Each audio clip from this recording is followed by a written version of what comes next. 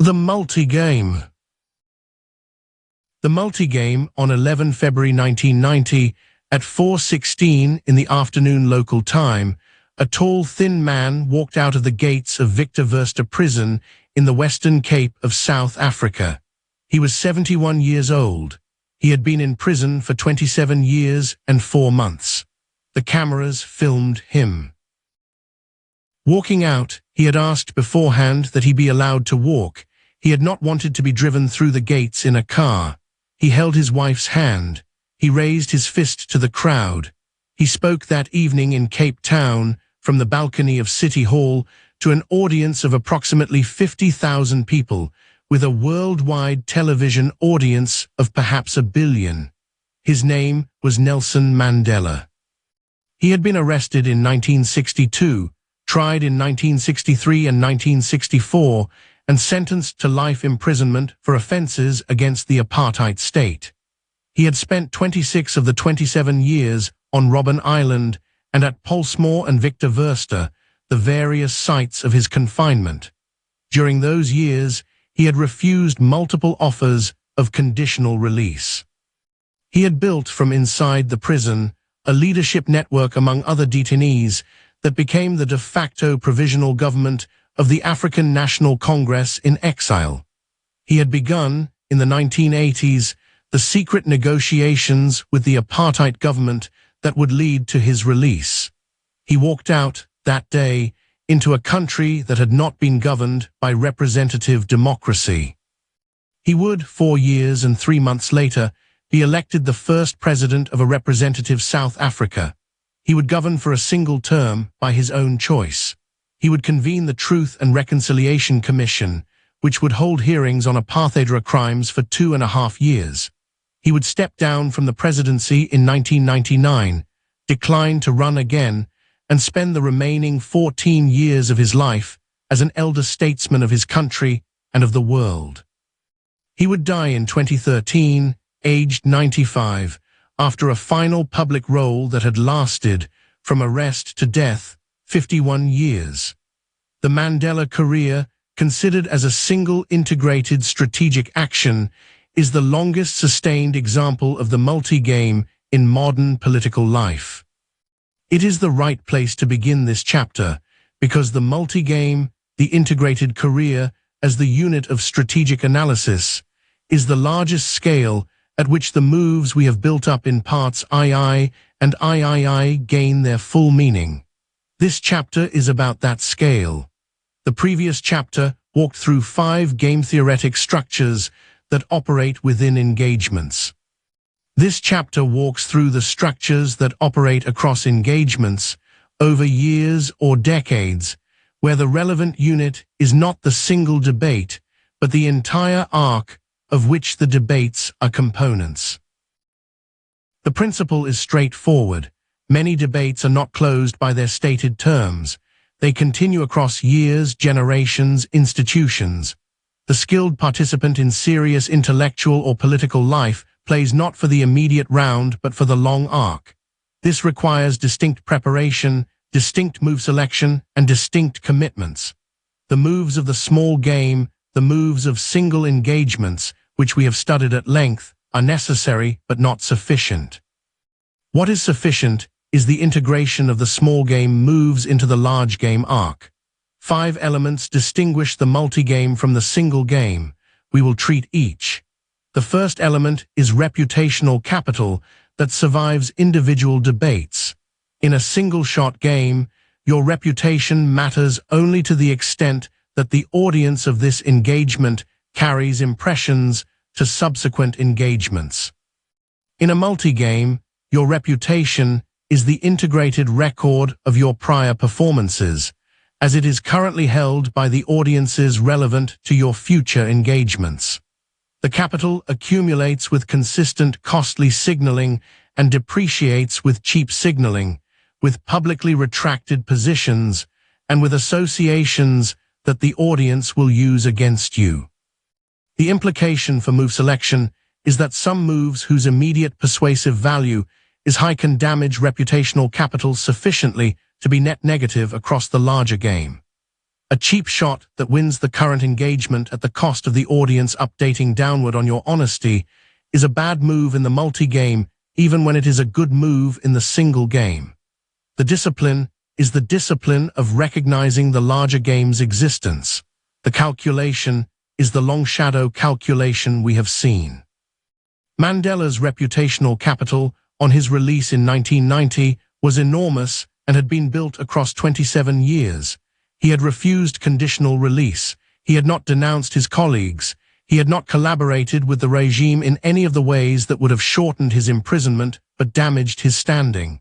The capital was the basis for everything that followed. He spent it carefully. He did not, on release, demand revenge. He demanded process.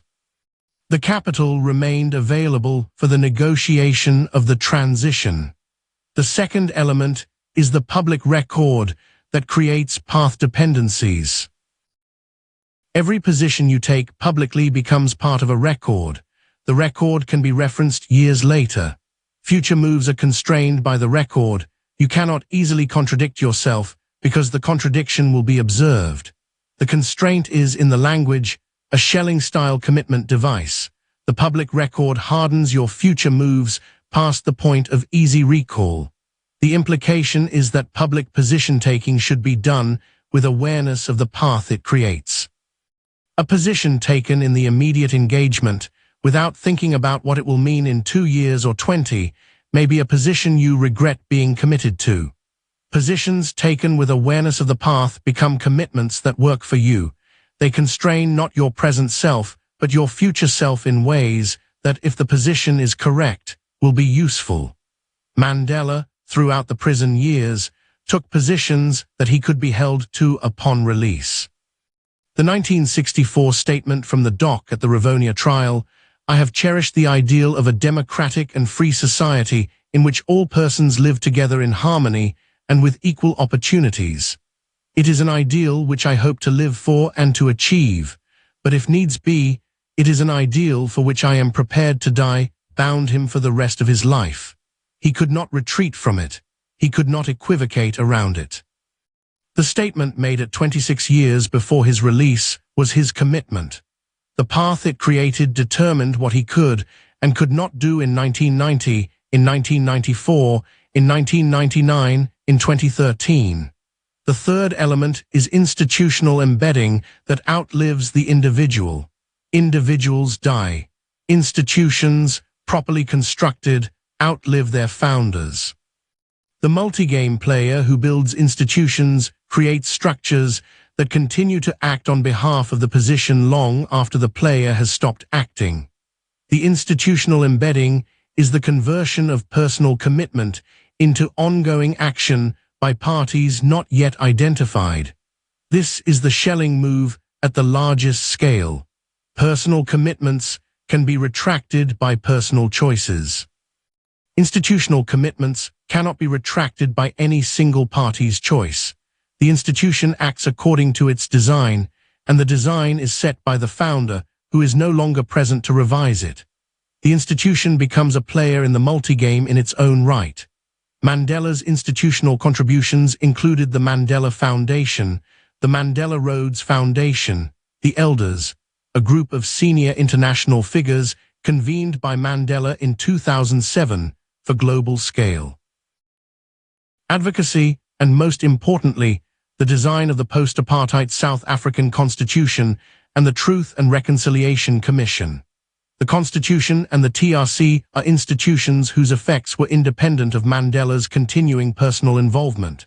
They acted, after his presidency and after his death, in ways consistent with his design.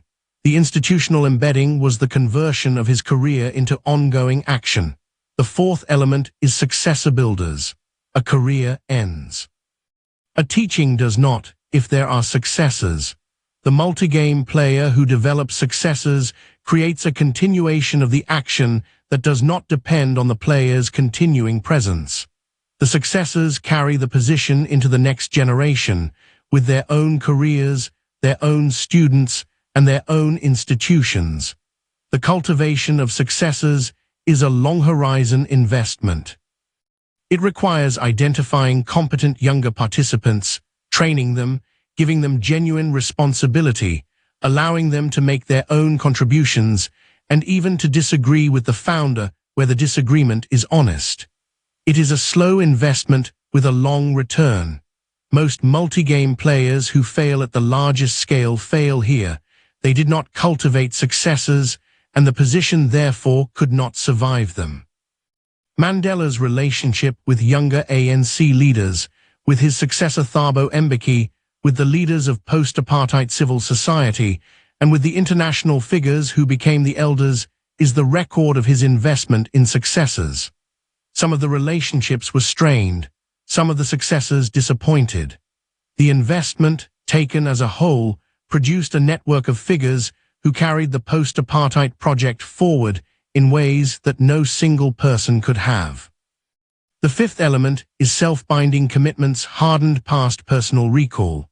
The multi-game player makes commitments that, if reversed, would damage the player's reputational capital, contradict the public record, undo institutional structures, or alienate successors. The commitments are therefore hardened. Even if the player's preferences shift, the cost of reversal is too high to be paid. The self-binding is a shelling move at the personal career scale. The most important self-binding commitment Mandela made on this analysis was the single-term presidency. In 1999, at the end of his first term, he stepped down. Many of his supporters wanted him to run again. Many international figures urged him to stay. He had stated earlier that he would serve only one term. The statement bound him. The single-term presidency was a shelling move that cost Mandela continued power, but earned the position of representative democracy in a country with no recent history of it, a precedent that would be much harder for any subsequent president to violate. The five elements, taken together, are the structure of the multi-game. The career as the unit of analysis is the level at which the elements operate. The integration of single-game moves with multi-game commitments is the work of the practitioner across decades. Shankara's career, which we will treat in detail in the next fight breakdown, exhibits all five elements in compressed form. The compression is the most striking feature of the case. Shankara died at 32. He had approximately 20 active years from his initiation under Govinda to his final disappearance. In those 20 years, he produced reputational capital sufficient to survive 1,200 years, a public record sufficient to constrain every subsequent Advaitin debate, institutional embeddings, the four monasteries that continue to operate, successor builders, the four principal disciples who sustain the position into the next generation, and self-binding commitments, the renunciate vow, the institutional founding, the textual corpus, the death at Kedarnath, hardened past any possible recall. The compression is what makes the case worth study. Most multi-game careers run for 40 or 50 years and produce institutional embeddings of comparable scale.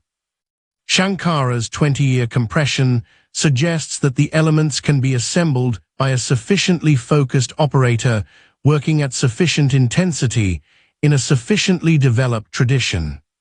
The career, considered as design, is among the most elegant strategic actions in any historical record.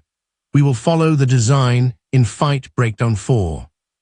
The contemporary parallel, beyond Mandela, that has demonstrated the multi-game most precisely on a recorded modern stage, was the career of Abraham Lincoln from June 1858 to April 1865. Lincoln's career compresses the multi-game into 7 years. The House-divided speech of 16 June 1858 made the position public. It was a shelling move that hardened his commitment past easy recall. The Lincoln-Douglas debates of August through October 1858 built the public record. The single-shot game went to Douglas. The repeated game, played out through the printed transcripts, was Lincoln's. The Cooper Union speech of 27 February 1860 set the prior with which his presidential candidacy would be heard. The election of November 1861, the institutional position. The first inaugural of 4 March 1861 made the position official. The conduct of the war from 1861 to 1865 hardened the commitment past any possible reversal. The Emancipation Proclamation of 1 January 1863, the Gettysburg Address of 19 November 1863, and the second inaugural of 4 March 1865 constituted the public record at successive levels of finality. The 13th Amendment, ratified in December 1865 after Lincoln's death, was the institutional embedding that survived him. The successors, Republican majorities in Congress, the new generation of abolitionists, the freed people themselves and their descendants carried the position forward. Lincoln died on 15 April 1865, 6 days after the surrender at Appomattox. The career, considered as a multi-game action, was complete. The institutional embeddings he had created were sufficient to outlive him. The position he had bound himself to was now bound to the country. The 7-year arc, with all 5 elements present, is the modern parallel to Shankara's 20-year arc. The compression is similar. The structures are similar. The principle is the same. A note on what the multi-game is not. The multi-game is not the substitution of long-term ambition for present-day excellence. The career arc operates only when the small game moves are competent. The careerist who plans the long arc, but executes the small games poorly, accumulates reputational damage that no long arc planning can recover. The 5 elements above are deployed in addition to, never instead of, the moves of parts II and III. The multi-game is also not Machiavellian career engineering, in which the actual content of the position is incidental and the career design is the entire point. The 5 elements work only when there is a substantive position worth defending across a career. The position is the foundation. The elements are the structure that protects and extends it. Without a substantive position, the structure is hollow, and the audience eventually detects the hollowness. When you see what looks like multi-game design deployed without substantive commitment to a position, careerism, brand building without underlying argument, institutional founding without doctrinal content, you are looking at a different practice. The multi-game in our tradition is the integration of substantive commitment with strategic structure. Both are required. The structure without the substance is empty. The substance without the structure does not survive its own author.